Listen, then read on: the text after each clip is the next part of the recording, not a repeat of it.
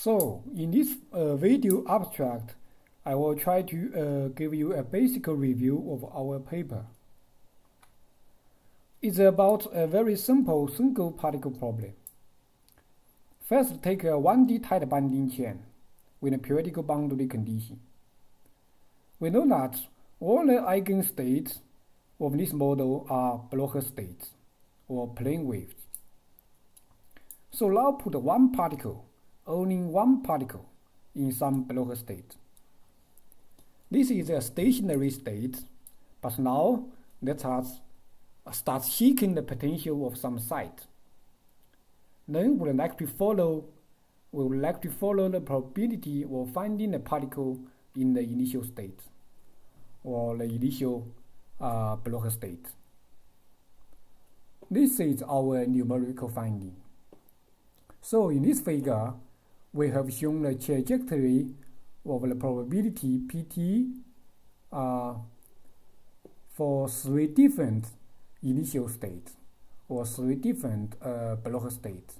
Here Ki denotes the wave vector of the Bloch state. So we say that Pt is a piecewise linear function of time. We say that they show kinks periodically, and before the first kink, the three lines they overlap very well, but immediately after the first kink, they fork out. So we have observed Nonsmooth and never resolved dynamics in this simple model. We have tried to understand the mechanism behind this phenomenon.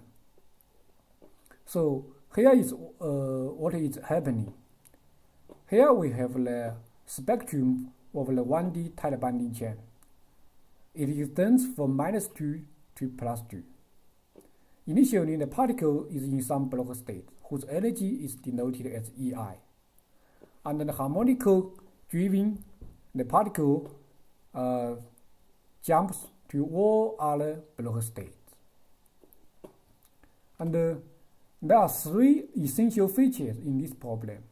First, the spectrum of the tight binding chain, locally speaking, is equally spaced, as can be seen here.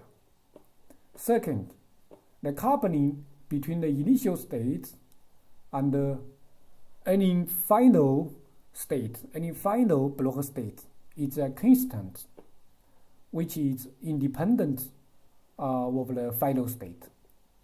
Third, we found that the phenomenon observed is most prominent when the driving amplitude delta is small. So this means it's a first-order effect, or a perturbative effect. So we started doing first-order perturbation theory.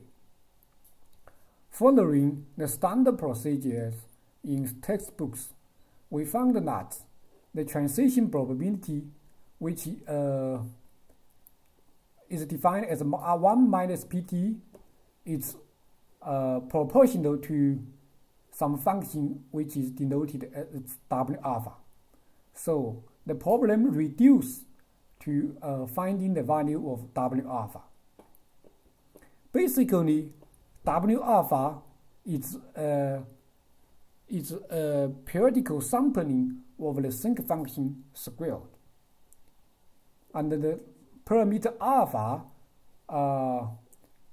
is the Wolf set. So we have to carry out a periodical sampling of the sinc function squared. For this purpose, we can employ the Poisson's formula. And in the end, we found that W alpha indeed is a piecewise linear function of time. We found that before some critical time, W alpha is a linear function of time, and it's independent of the value of alpha. and this is exactly Fermi's golden rule.